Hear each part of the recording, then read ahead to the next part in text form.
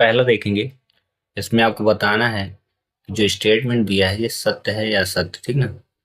English में देख लें पहले।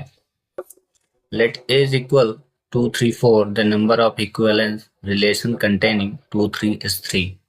मतलब यदि ए कोई सेट हो जिसके एलिमेंट 2 3 हों, तो आप जब 2 3 वाले यानी 2 3 को ले करके अगर रिलेशन बनाए तो उनमें रिलेशन के जो नंबर्स होंगे कितने होंगे। रिलेशन कौन कौन से होते हैं? एक होता है रिफ्लेक्सिव, सिमेट्रिक और ट्रांजिटिव, यानी स्वतुल, सममित और संक्रामक। मेन तो ये है, इन्हीं को काउंट करना है। तो पहले हम रिलेशन बना लेते हैं। ठीक ना। रिलेशन जब बनाएगा तो 2 2 को ले लेंगे, 3 3 को ले लेंगे, 4 4 को ले लेंगे। ठीक है। फिर उसने जो एलिमेंट बोला उनको भी लेना है, तो हम 2 3 लेंगे और 3 2 भी ले लेंगे। इसके बाद स्टॉप। उसने स्टेटमेंट आगे नहीं बढ़ाने को बोला है। इतने एलिमेंट ले करके हम रिलेशन फाइंड करेंगे, देखेंगे कौन ऐसे रिलेशन है जो बन सकते हैं। जैसे 2 2 3 3 4 4। ठीक ना।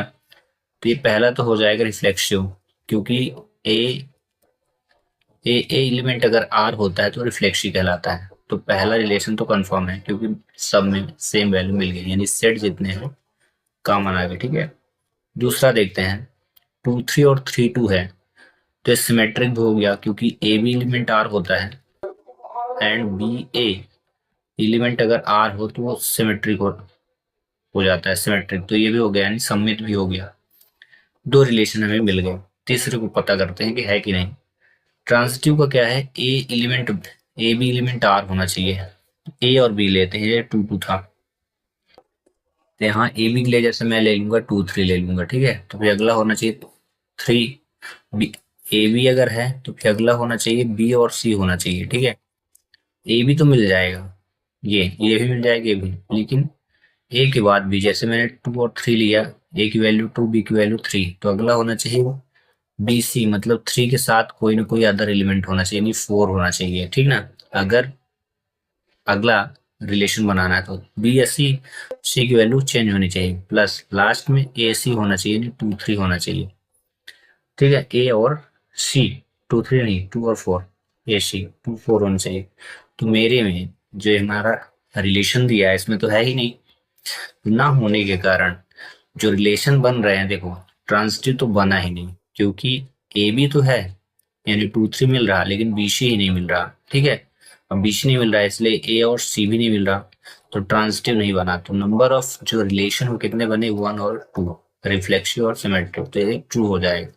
तो इसका जो करेक्ट आंसर होना चाहिए था 2 होने चाहिए, नंबर ऑफ रिलेशन। बट यहाँ क्या बोला बोला कि 3 है, तो ये रॉन्ग हो गया। ठीक है।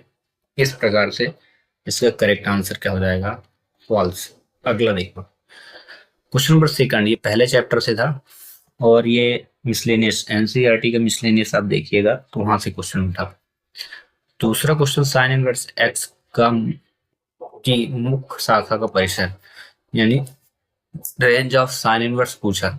बोला कि 0 या π/2 होता है, तो बिल्कुल ये रॉन्ग है। रीजन क्या होता है? क्योंकि इसका जो रेंज होता है -π/2 टू π/2 होता है। ठीक है। इसलिए ये रॉन्ग हो जाएगा। अगला जो है, आवर्त सदैव क्रम विनिमय नियम का पालन करता है, तो बिल्कुल भी नहीं करता है। ठीक ना। तो ये भी रॉन्ग हो जाएगा, इसको याद रखिएगा। इंग्लिश में देखें, matrix multiplication is always commutative. ठीक है ना।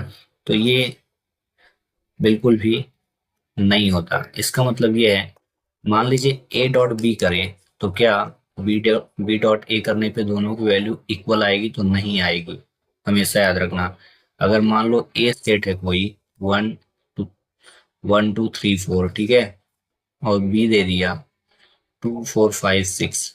क्रम विनिमय का मतलब है कि अगर ए के साथ बी का इंटू कर दो और उसके बाद बी के साथ ए का इंटू करो तो वैल्यू क्या सेम आएगी? तो कभी भी नहीं आएगी। ठीक ना। इसलिए ये क्या हो जाएगा? फॉल्स हो जाएगा। ठीक है। इसी को कम्यूटेटिव बोलते हैं। ठीक है। तो ये आपका थर्ड नंबर फॉल्स आएगा। अगला बोला है आपको बताना है कि गिवन जो फंक्शन है वो क्या इंक्रीजिंग फंक्शन है कि नहीं है। तो इंक्रीजिंग फंक्शन की जो फार्मूला है f dash x greater than 0, यानी ग्रेटर देन आर इक्वल 0, यानी अगर 0 से बड़ा मान हो तो इंक्रीजिंग फंक्शन में होगा। तो चलो चेक कर लेते हैं, ठीक ना। आपको क्या है, मैथ का पेपर है तो आपको सॉल्व करके हर एक चीज को आइडेंटिफाई करना है, ठीक है। तो हम डैश एफ डैश एक्स निकालेंगे, इज इक्वल लिखेंगे, तो क्या हो जाएगा एफ डैश एक्स, तो ये हो जाएगा 3x² हो जाएगा, फिर ये 6x हो जाएगा प्लस 3 हो जाएगा, ये कांस्टेंट टर्म ये होगा। अब इसका हम फैक्टर निकालेंगे, तो यहाँ हमने देखा 3 है यहाँ, ठीक है, तो 3 को हम कॉमन लेते हैं तो बाहर हो जाएगा, तो x² माइनस 2x+1 हो जाएगा। इसका फिर से मैं फैक्टर ले रहा हूँ, जब फैक्टर लूंगा तो x² माइनस x+1 हो जाएगा, एंड 3 x लिया तो x-1 -1 लिया तो x-1 हो गया, ठीक है। तो 3x-1 और x-1 बना, ठीक है। अब क्योंकि इंक्रीजिंग फंक्शन दिखाना है, मेरा टारगेट क्या है, इंक्रीजिंग फंक्शन दिखाना है, तो इसके लिए हम क्या करेंगे, यहाँ पे इसको ग्रेटर देन आर इक्वल 0 लिखेंगे। तो जब 0 लिखेंगे तो x, अगर मैं 3 का डिवाइड किया तो x-1 और x-1 बचेगा ना, ग्रेटर देन आर इक्वल 0, तो x इक्वल क्या हो जाएगा, x इक्वल अगर लें तो 1 हो जाएगा।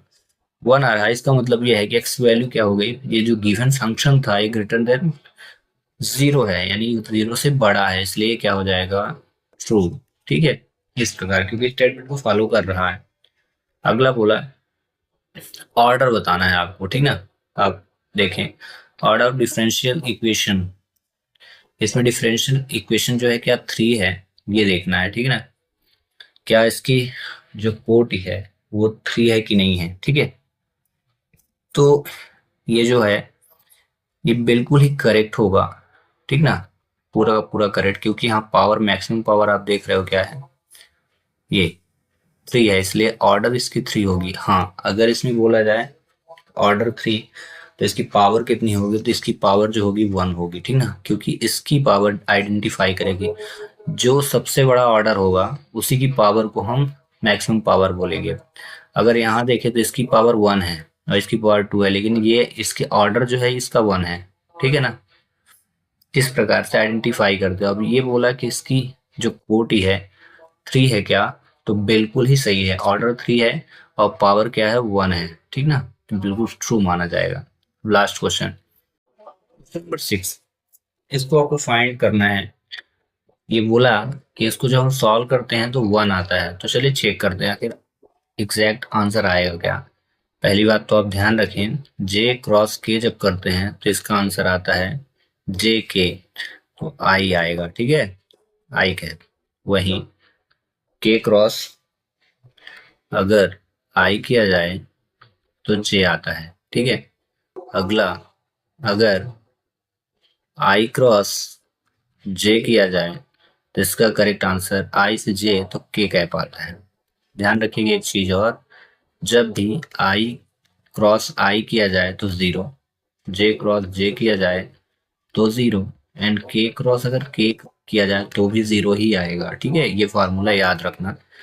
बट डॉट के सेंस में ये नहीं होता, I dot I is equal 1, J dot J is equal 1 and के डॉट के इज इक्वल टू 1 ही होता है, ठीक है जी। ये तो फार्मूले हुए। अब अब इसको सॉल्व करते हैं। तो आई कैप हुआ जे क्रॉस के, तो जे के तो आई आया, आई कैप प्लस जे कैप डॉट के और आई का इंटू कितना हो जाएगा, जे कैप, फिर प्लस के कैप और आई जे के साथ इंटू होगा तो के कैप। ये डॉट है तो डॉट का इंटू 1 होता है, तो 1 प्लस, अभी तक क्रॉस चल रहा था, अब डॉट, ये जो मैंने फार्मूले पहले ही बता दिए उन्हीं को अप्लाई करना है यहाँ पे। इसका भी आंसर 1 और इसका भी आंसर 1, तो सभी को ऐड करके कितना आना है 3। बट यहाँ पे बोला क्या कि इसको जब सॉल्व करते हैं तो 1 आता है, तो ये रॉन्ग हो जाएगा। ये चैप्टर 10 से आया, बट ध्यान रखना चैप्टर 10 का जो क्वेश्चन दिया था उसको जस्ट अपोजिट कर दिया, थोड़ा सा चेंज किया। ये समरी से आया, यहाँ जो के कैप आई कैप है, क्वेश्चन में दिया था आई कैप क्रॉस के कैप था।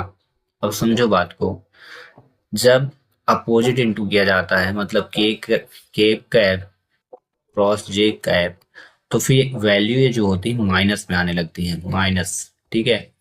ऐसे ही क्रॉस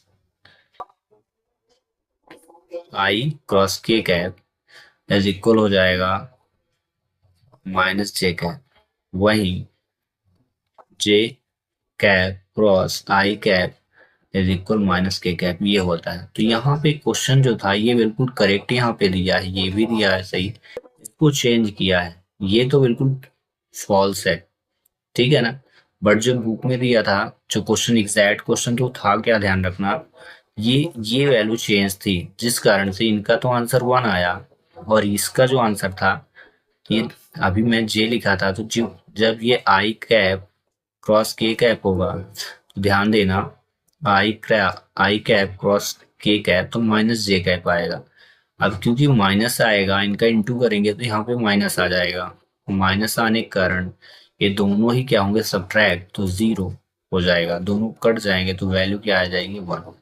ये तब की कंडीशन जब क्वेश्चन में क्या होता, आई कैप क्रॉस के कैप, थोड़ा सा चेंज किया जिसके कारण इसका आंसर 1 आकर 3 आना था। और जो बच्चों ने रटा था या रटा होगा क्वेश्चनों को, या तुक्का मारने वाले ने, तो रॉन्ग हो जाना है। इसलिए आप हर एक कॉन्सेप्ट को बारीकी से समझें, फिर उन क्वेश्चनों को करें, तभी आप करेक्ट क्वेश्चन के आंसर तक पहुंच पाएंगे। चलिए मिलते हैं हम नेक्स्ट क्वेश्चन के साथ नेक्स्ट वीडियो में। Thanks for watching.